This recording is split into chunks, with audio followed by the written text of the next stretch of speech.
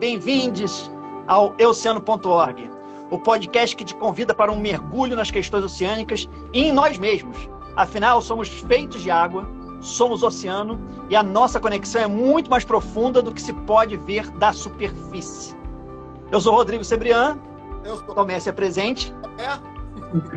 E hoje a gente tem a alegria de receber como convidado para esse papo o nosso amigo, ator, músico, surfista, pai do Joaquim, padrasto do Trey da Manu e amante do oceano, né? Te apresentei bem, Dudu?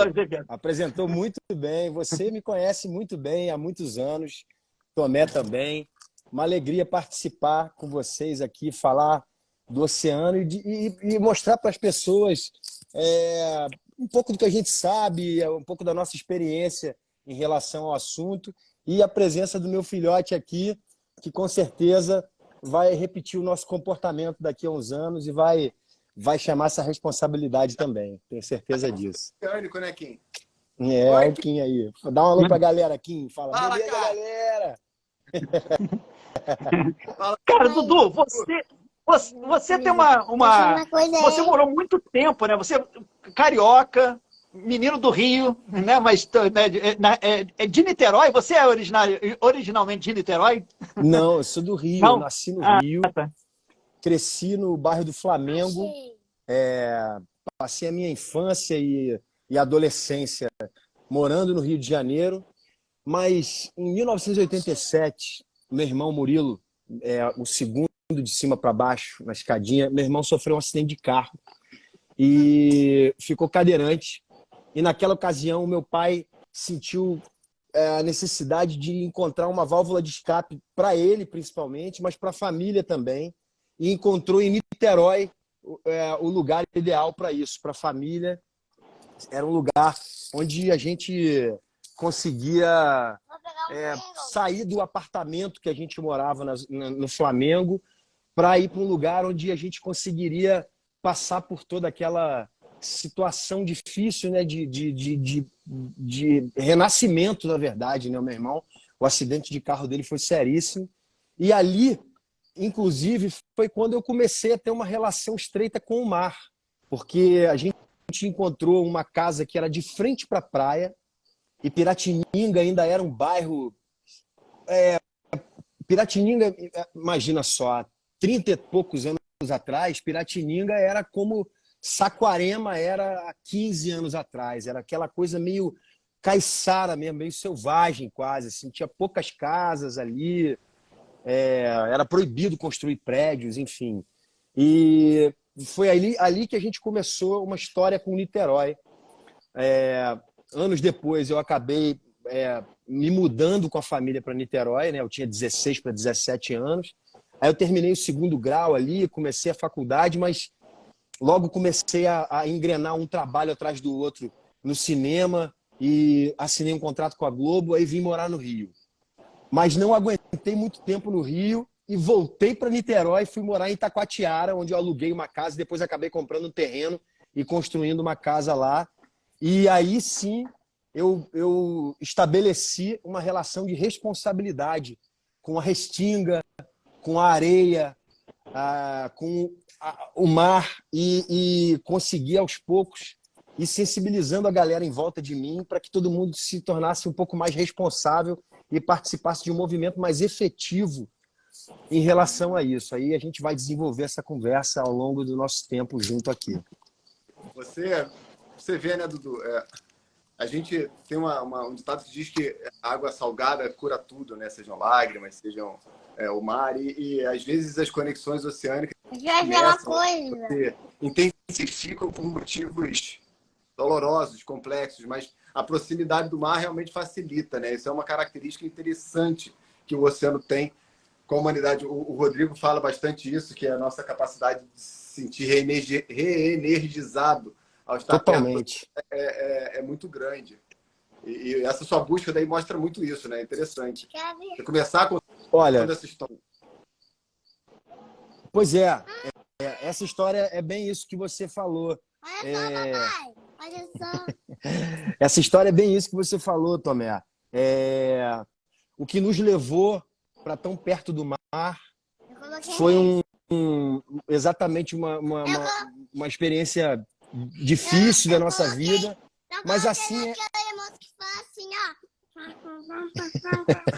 mas assim a vida é, né?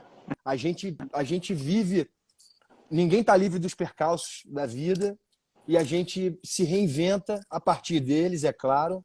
E você vê, a partir dali, a partir dali, deixa eu terminar esse meu pensamento.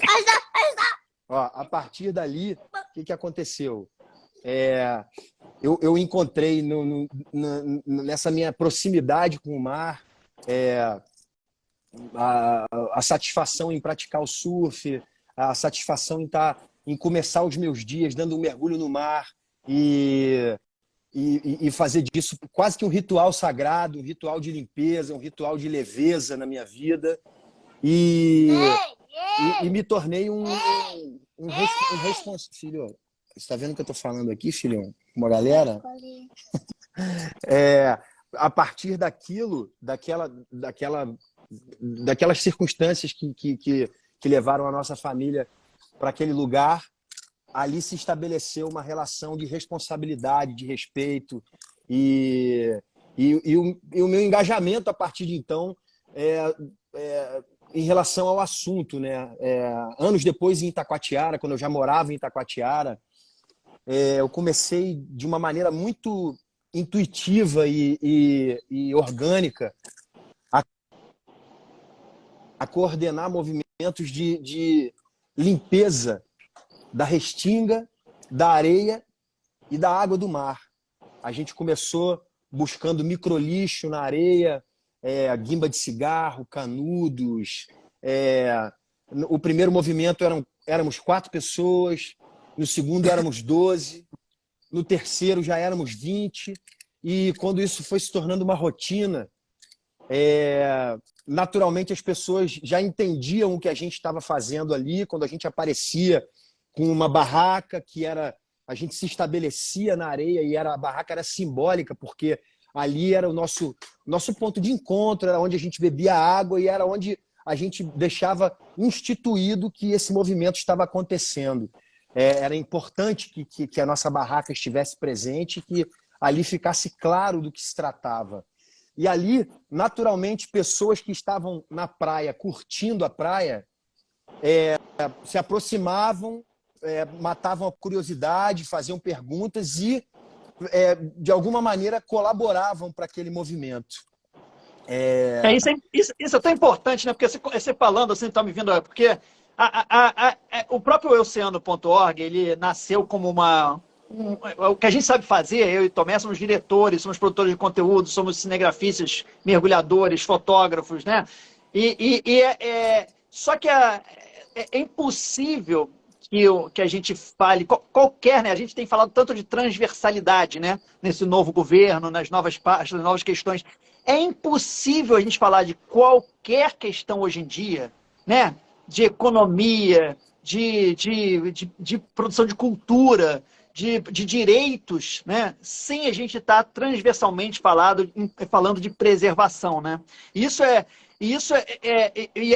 Eu acho que está acontecendo uma coisa que eu te ouvindo falar, e eu já tive umas experiências parecidas que eu fiz aqui na minha praia da Macumba, no meu canto aqui atrás, disso, de começar, eu já fiz 2 vezes essa experiência, de começar num dia cheio, começar eu e mais 2 pessoas a pegar o lixo e juntar o lixo num lugar da praia.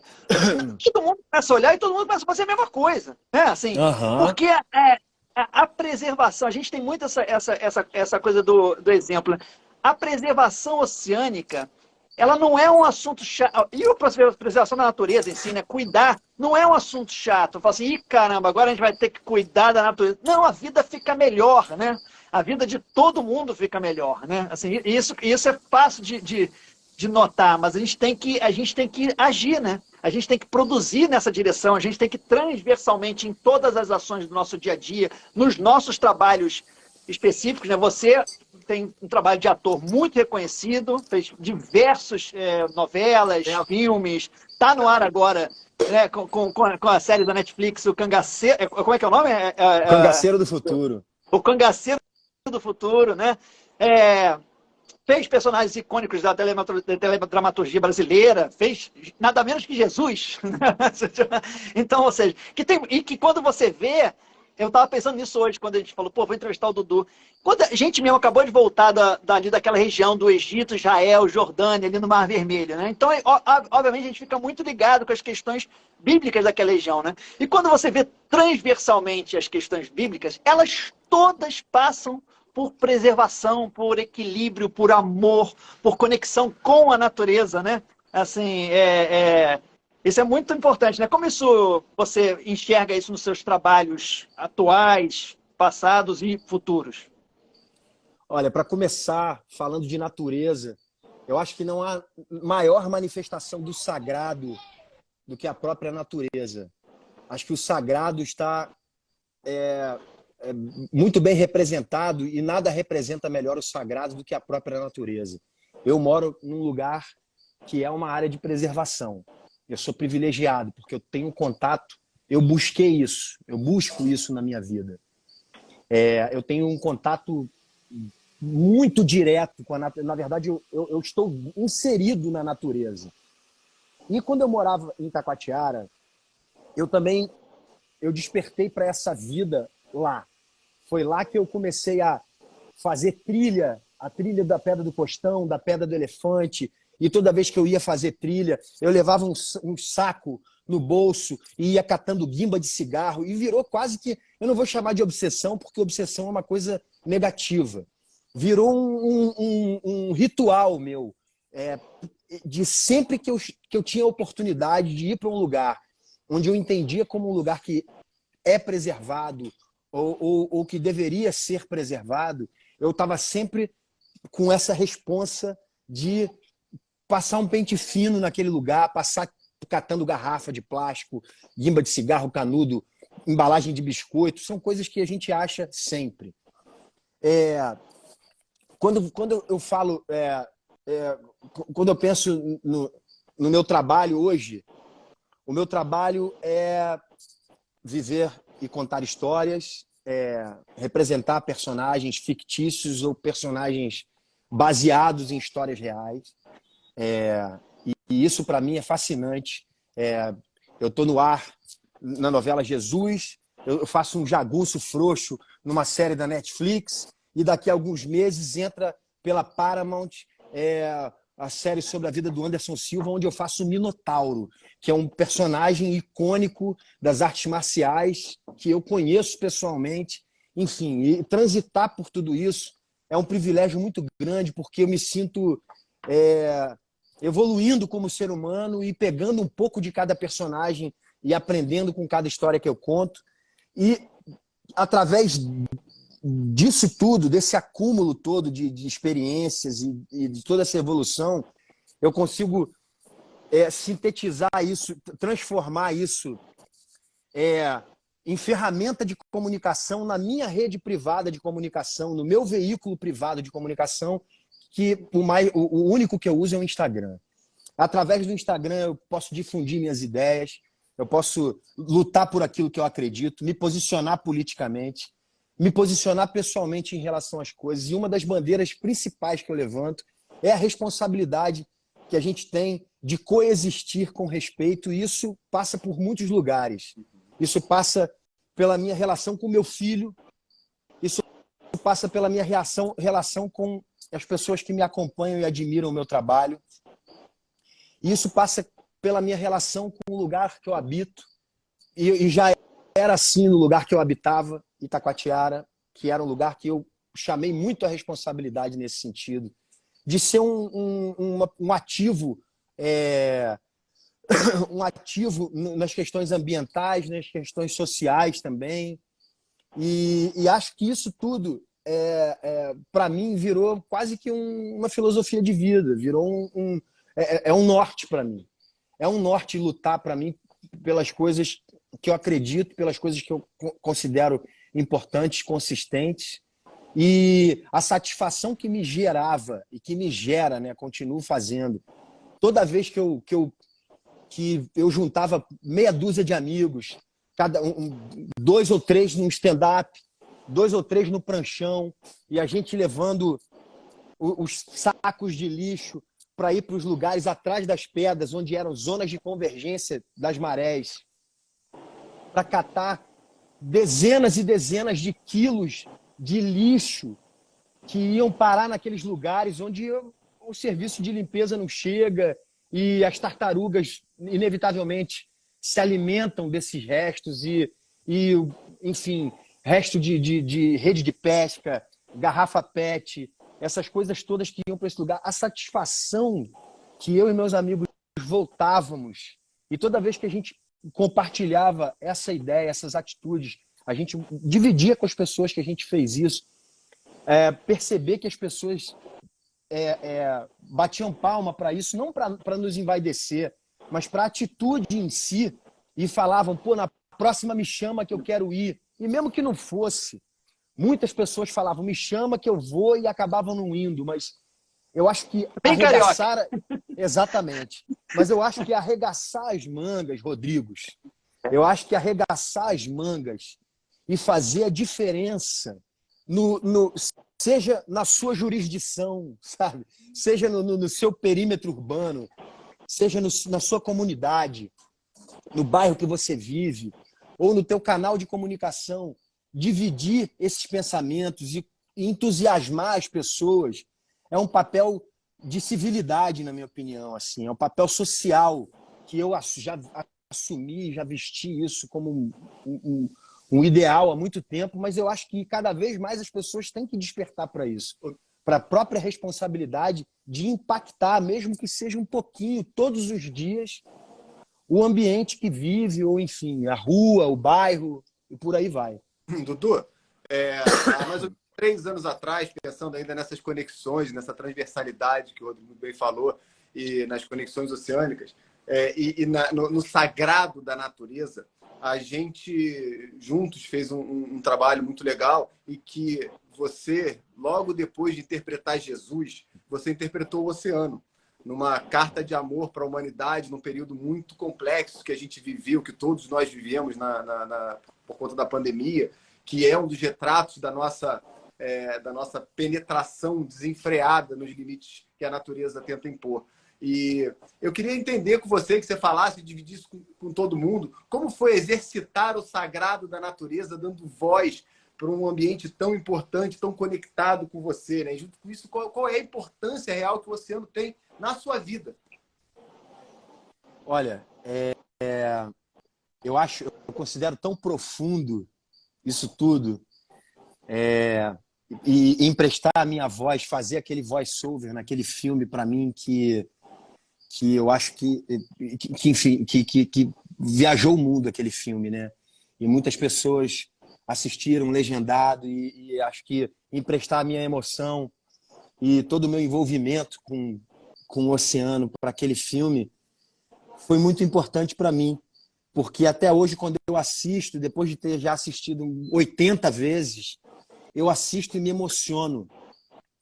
E eu acho que a emoção é o verdadeiro, é o viés principal. A emoção, a gente encontra com as pessoas, a gente toca nas pessoas quando a gente consegue emocionar elas. Então, acho que um filme como aquele tem um papel muito importante de informar, mas também de chegar da maneira certa e tocar nos corações das pessoas, para que elas assistam e entendam com muito mais interesse aquilo que está sendo dito naquele conteúdo, naquele filme ali. A gente vive junto desde o início dos tempos. Sempre fomos parte um do outro. Até porque toda a vida existente em nosso planeta veio de mim.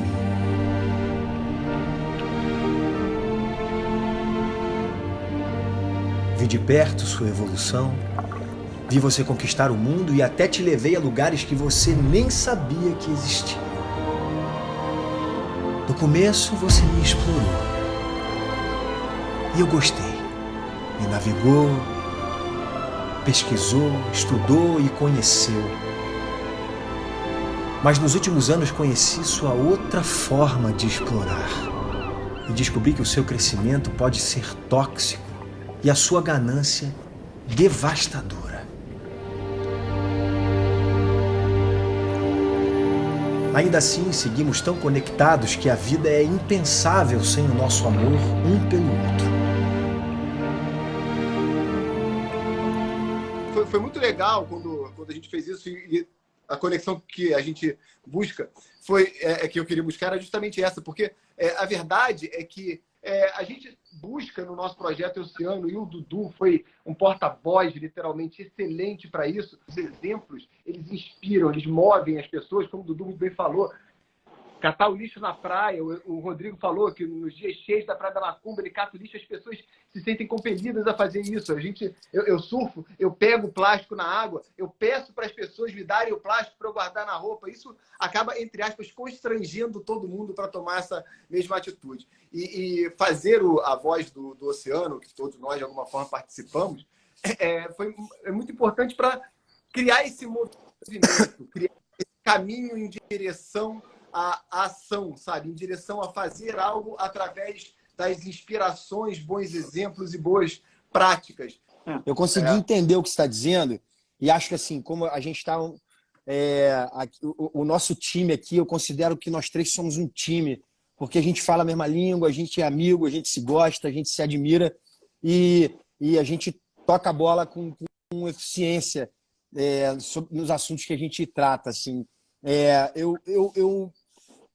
Em relação ao que você está dizendo, assim, de todos os biomas, eu diria, eu vou até dar uma cutucada em vocês para que vocês, em algum momento, abordem tecnicamente, falem sobre a relevância dos oceanos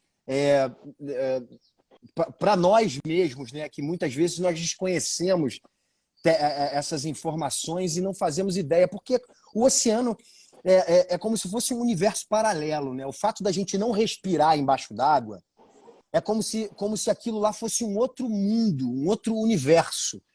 É como se a gente aqui, a gente pudesse tocar nas coisas, a gente pudesse se aproximar os animais que passam em terra, a gente vê, e é como se fossem coisas muito mais objetivas, né? É como se fossem figuras mais objetivas. O oceano me dá uma sensação quase que de um mundo paralelo, uma coisa, sei lá, irreal até. Porque a gente não consegue se aproximar de um peixe e tocar num peixe. A gente não consegue... A relação, E nem deve. o toque... Não, e nem deve, exatamente. É disso que eu quero falar. O fato dos oceanos serem... um pouco mais distantes para todos nós, né? Principalmente porque não respiramos embaixo d'água. A gente tem uma relação de distância um pouco maior. E é tão importante que as pessoas saibam a relevância do oceano enquanto bioma para nós em terra. É tão importante que a gente trate disso, que as pessoas despertem e se aproximem do oceano enquanto essa consciência da relevância do oceano para as nossas vidas, né? Tem uma coisa curiosa que a gente fala muito e que são percepções que todo mundo, quando a gente fala assim, pô, verdade. E que você tem total razão. O oceano é um outro universo, é um outro fluido, ele é um outro universo dentro dos nossos universos, que é um universo gigantesco, porque também o planeta Terra, que tem esse nome equivocado, já que mais de 70% da superfície é água, né? Tem duas coisas que a gente vai falar para você e para todo mundo que está assistindo, que você vai falar assim, pô, verdade.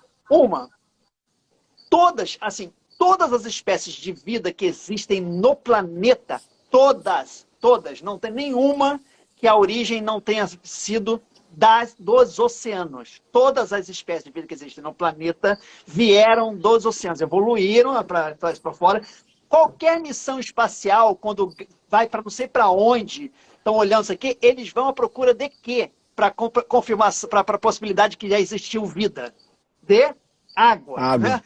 E nós, seu filho Joaquim, você, eu, Tomé, qualquer pessoa que exista, a gente é gerado 9 meses dentro de uma bolsa de água. Nós somos, a gente existe, é gerado, é concebido e cresce por 9 meses dentro de uma bolsa de água, dentro do nosso primeiro oceano particular, né? Assim, do qual a gente não respira, quer dizer, está respirando via o cordão umbilical, mas, ou seja, está sendo recebendo nutrientes, etc. Mas, então, a nossa ligação, isso é só de ligações filosóficas e científicas sobre uma coisa do tamanho da importância. E mais, uma coisa que a gente sempre fala muito, né? Não por acaso, e não é mesmo por acaso, porque isso tem a ver com as composições químicas, né, que existem na natureza. O planeta Terra é mais ou menos 70-75% de água e o nosso corpo humano é 70-75% de água. Nós somos majoritariamente água também, líquido, né? Assim, então essas ligações que existem, assim, da nossa proximidade desse universo que às vezes parece tão distante, que é outro universo mesmo, elas existem dentro da gente. Então, assim, claro que esse mistério, você tem total razão, né? O Tomé fala muito bem sobre isso, sobre o quanto a superfície da água é um reflexo, é um espelho, né? Quando você bota isso para baixo d'água, é outro universo mesmo. E é o que mais se aproxima, inclusive, do universo, porque você flutua, né? Você não tem gravidade, né? Dentro do oceano, né? Você realmente flutua, né? Quem já praticou mergulho autônomo, que é com máscara, snorkel, aquele cilindro nas costas, sabe que é uma sensação de estar flutuando, tá no universo. Você gira, você faz... E aí... Pode falar. Não, eu ia falar que... Dudu, você perguntou qual é a importância. É tão fundamental quanto respirar e sendo muito literal. Mais de 50% do oxigênio que a gente consome vem do oceano. E a gente, em contrapartida, essa semana eu vi alguns dados interessantes e eu descobri, cara, que todo o dinheiro aplicado na preservação e pesquisa no planeta inteiro, só entre 0,4% e 4% é dedicado ao oceano. Olha só no planeta, que é 70% água, entre 0,4% e 4% do dinheiro investido em pesquisa e preservação é aplicado a esse bioma. Então, assim, é uma se investe mais para o espaço do que para o oceano, né? Se investe muito mais para... mesmo. E sendo que o oceano é isso, é o maior regulador, inclusive a gente que está vivendo, né, um inferno climático decretado até, expressado pela ONU, né? Eu esqueci o nome dele agora, se alguém puxar aí até. Mas, pelo Kofi Annan, quando ele não, foi agora. Não, foi agora. Foi o atual da ONU. Mas, ou seja, agora está vivendo na Califórnia inundações jamais vistas numa época completamente fora de lugar, né? Ou seja, na Barra da Tijuca, às 7 horas da manhã, o relógio marcava 16 graus. Em janeiro, no Rio de Janeiro.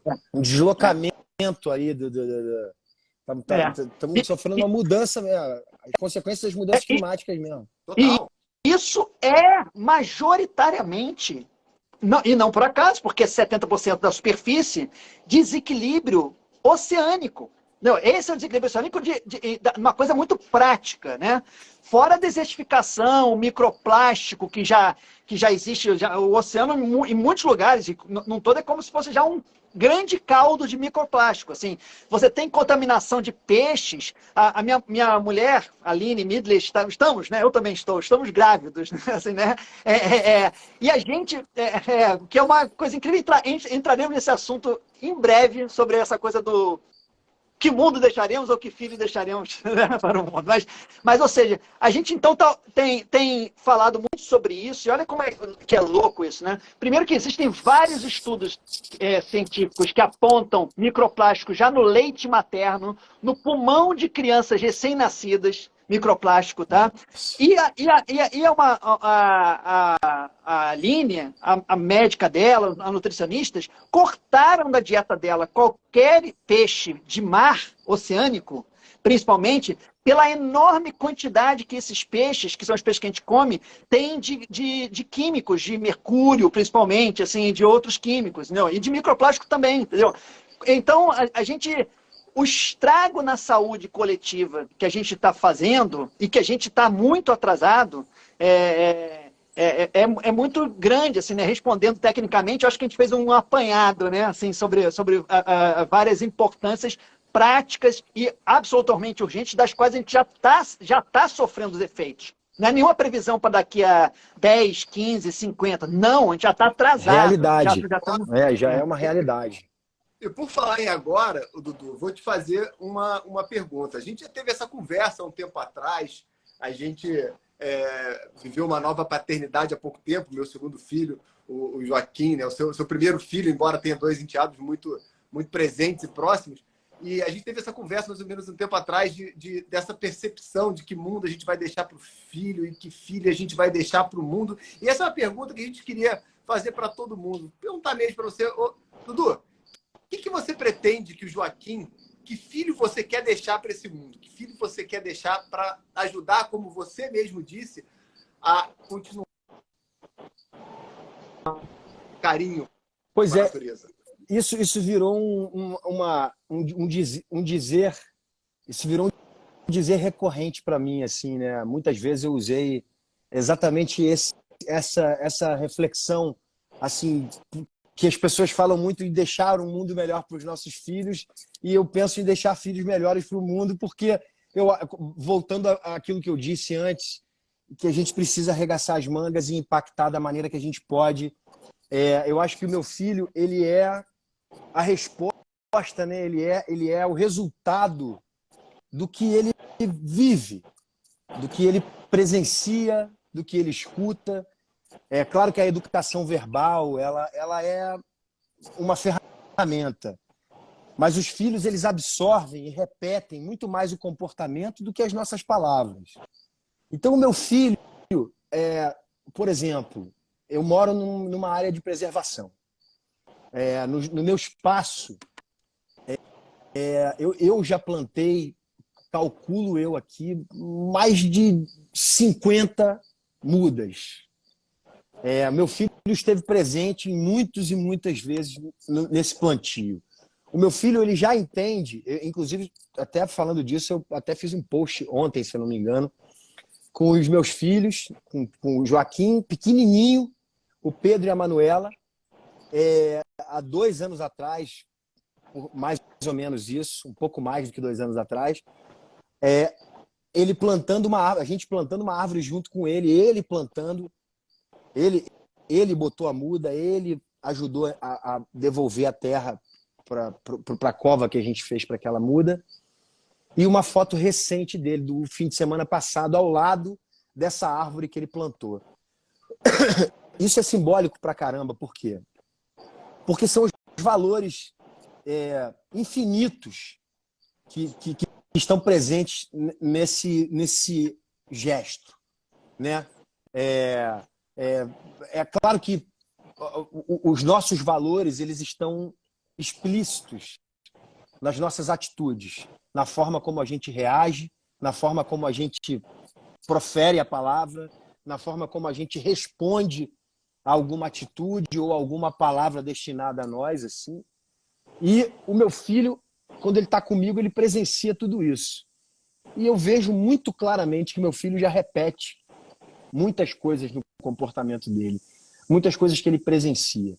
Então, quando eu falo, eu já procuro fazer a minha parte há muito tempo, no meu respeito pela água potável, enfim, na minha busca diária pela coexistência respeitosa pelo ecossistema que eu vivo, enfim, e uma série de coisas nessa linha. E o meu filho já despertou para isso na primeira infância. O meu filho, desde muito pequenininho, ele já é naturalmente forjado, naturalmente, acho que essa palavra não é nem muito agradável, mas ele é naturalmente influenciado pelas práticas com que ele convive. Então, eu acho que assim, eu tenho certeza que eu estou fazendo o que está ao meu alcance para deixar um filho melhor para o mundo. O meu filho, não me importa o que ele vai fazer da vida dele, não me importa qual vai ser a profissão dele, me importa que ele não esteja em bolhas sociais. Me importa que ele conheça e conviva com todo tipo de gente e que ele aprenda e beba de todas as fontes. Me importa que ele seja um grande cara, que ele seja um grande ser humano, que ele respeite, que ele seja atento, que ele seja engajado, que ele seja responsável e que ele seja um cara que faça a diferença.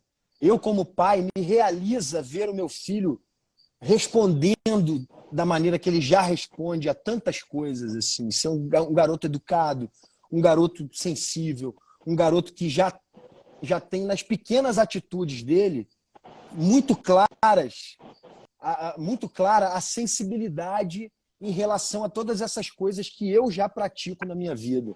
Então, eu acho muito importante a gente correr atrás para transformar o mundo que a gente vive num mundo melhor. Muito importante. E eu acho tão importante quanto que a gente contribua na educação dos nossos filhos de modo a fazer com que eles percebam a responsabilidade que eles vão ter no futuro em relação a tudo isso que eles podem fazer, a toda a forma de coexistir, de viver, de ser ativo no lugar que eles vivem. Sabe que eu vi outro dia um vídeo, estou te escutando também, eu vi outro dia um vídeo que falava, era até um vídeo lindo, até vou postar aqui na nossa rede depois, ele estava até separado, que é um drone meio descendo uma cachoeira, chegando no mar, e vai falando vários exemplos de que a árvore não dá fruto para ela mesma. A árvore não sobrevive do próprio fruto. É isso. Sensacional. Eu postei esse vídeo. Esse vídeo é demais, cara. Esse vídeo é muito inspirador. É uma verdade certeira. São verdades certeiras. Rivers do not drink their own water. Trees do not eat their own fruit.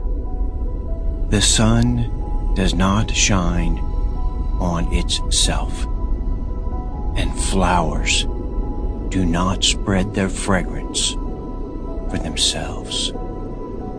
Living for others is a rule of nature. We are all born to help each other.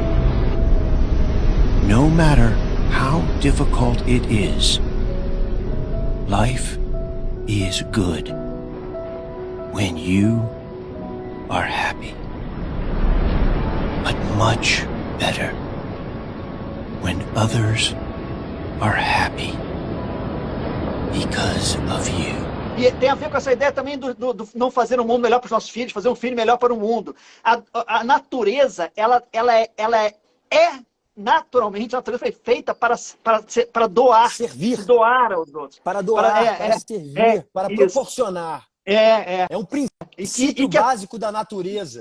A gente tem que entender e parar com esse nosso homocentrismo, né, de que a gente é o centro de tudo, que nós não somos um ente à parte, nós somos parte desse todo. A gente vive, todo mundo, todas as espécies, essas bilhares de espécies, dentro dessa bola de água flutuando pelo espaço. E é isso que somos.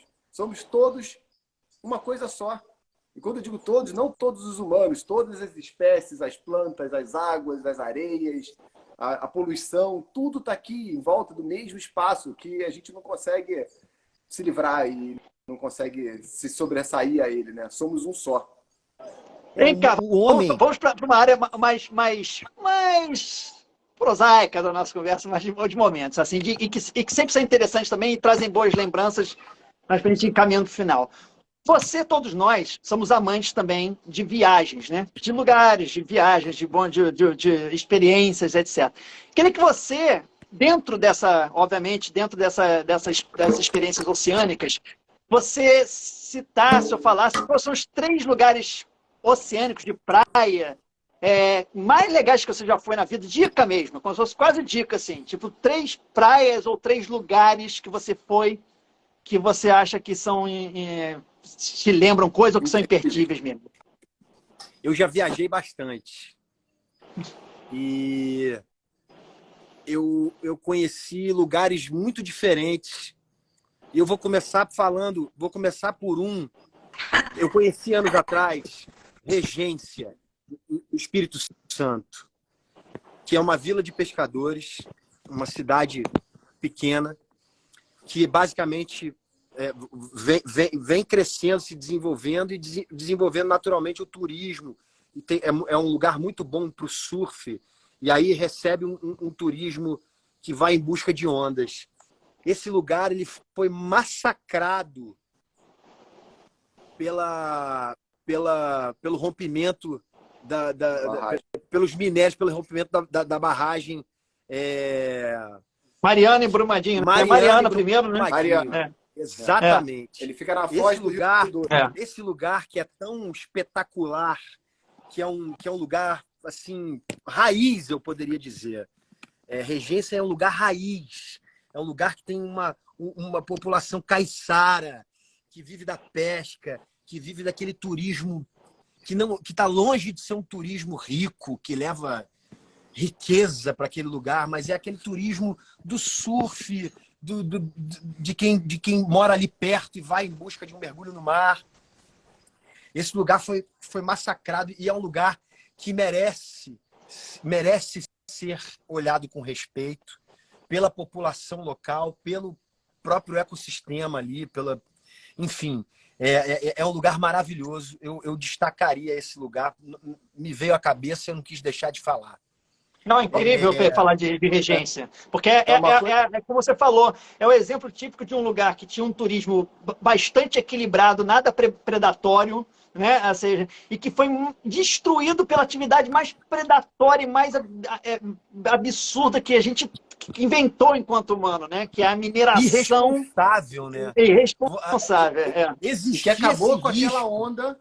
E que acabou com aquela onda durante anos. A onda voltou esse ano. É a primeira vez que Regência quebra aquela onda tubular desde do acidente com alguma constância, né? Foram quase, 5 anos que a onda não aconteceu direito. É muito triste. E eu tenho uma relação, eu tenho um amigo que tem casa em Regência e que é um entusiasta de tudo de bom que existe em Regência.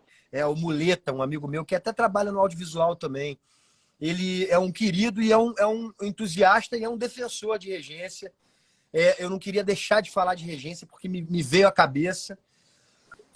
Mas aí eu iria para o lugar onde eu vivi, que é Itacoatiara, que é um lugar que me marcou muito, um lugar onde eu aprendi muita coisa, onde eu me desenvolvi como pessoa em muitos aspectos, onde eu despertei para muitas coisas que são básicas para mim, são premissas para mim. É um paraíso. Itacoatiara é simplesmente uma praia de 700, 800 metros de extensão, que é um vale. A Serra da Tiririca, por aqui, por esse lado, olhando de frente para o mar, é a Serra da Tiririca, que quase se encontra com a Serra das Andorinhas. Essas serras, elas quase se tocam. E ali tem um corredor de acesso a um vale que tem uma praia. É um lugar tão encantado.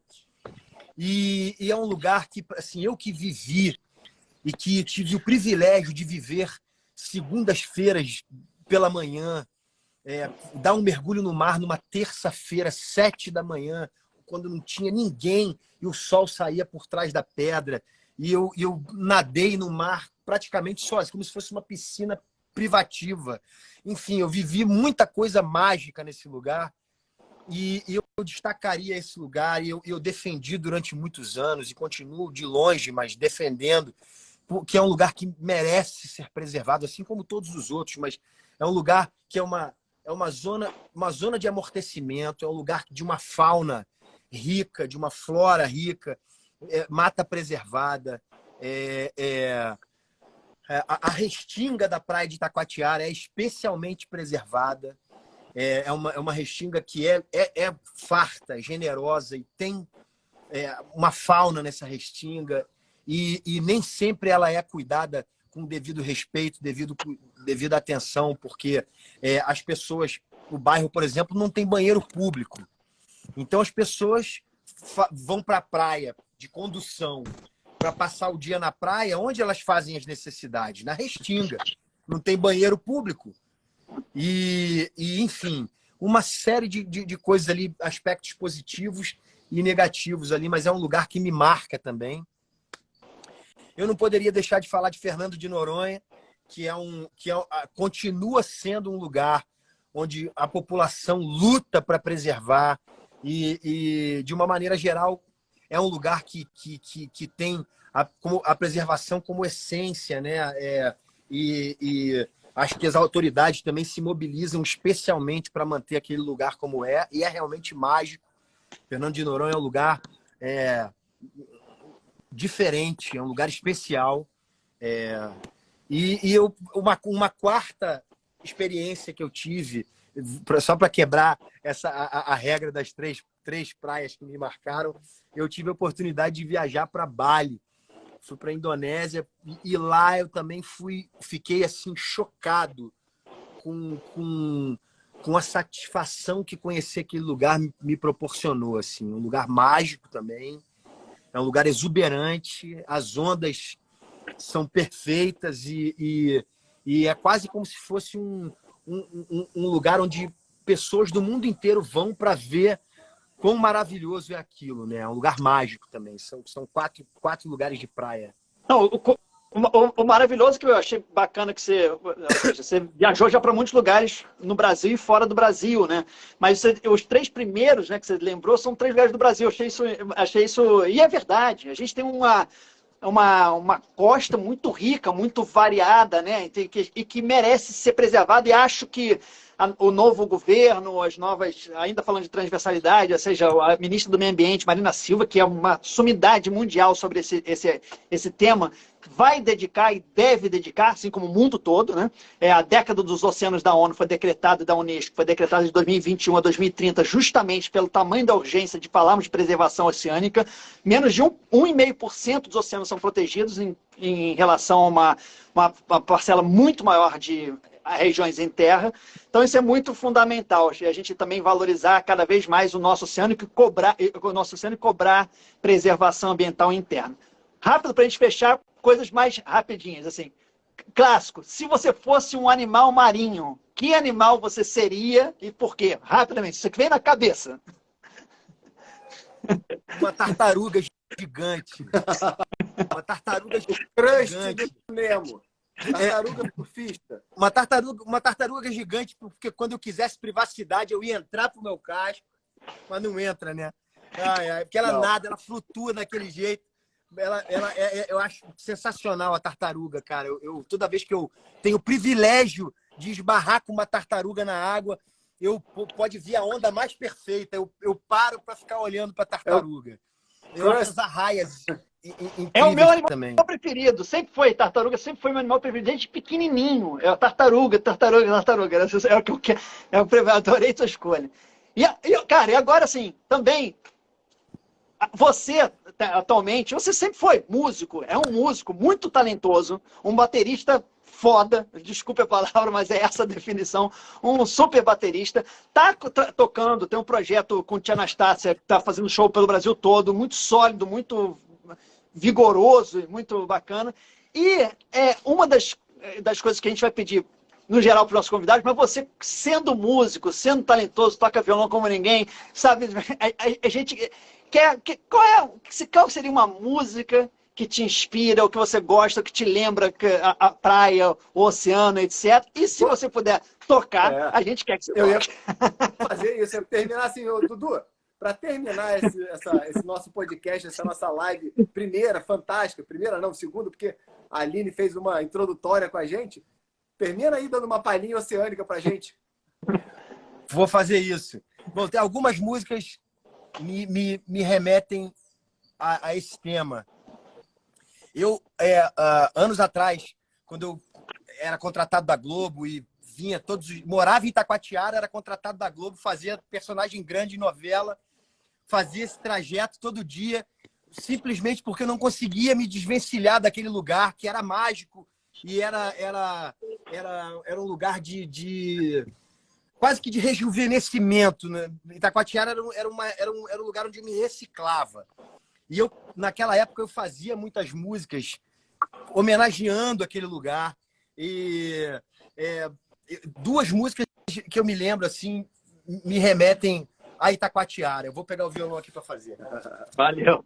Ó, enquanto isso, eu até vou agradecendo todo mundo que entrou aqui, tá? Foram muitas pessoas, a gente foi lendo aqui mensagens, pessoas participando, dizendo que animal seria, etc. A gente vai agradecer todo mundo que tem já nome aqui do Oceano, em nome do Tomé, o próprio nome do Dudu, agradecer todo mundo que participou, mandou mensagens, curtiu aqui o nosso papo. Falar que lembrando que semanalmente tem episódio novo no oceano.org, no Spotify, que essa live vira um podcast, que a gente aí coloca até mais sons, dá uma incrementada e vira um podcast, você pode acompanhar no Spotify. E a gente está nas redes sociais também, para seguir os nossos perfis no Instagram e no Twitter, os nossos perfis pessoais, @Rodrigo Tomé, com TH do THOME, Rodrigo Tomé, @Rod Cebrian, e principalmente @Euciano_org, tá?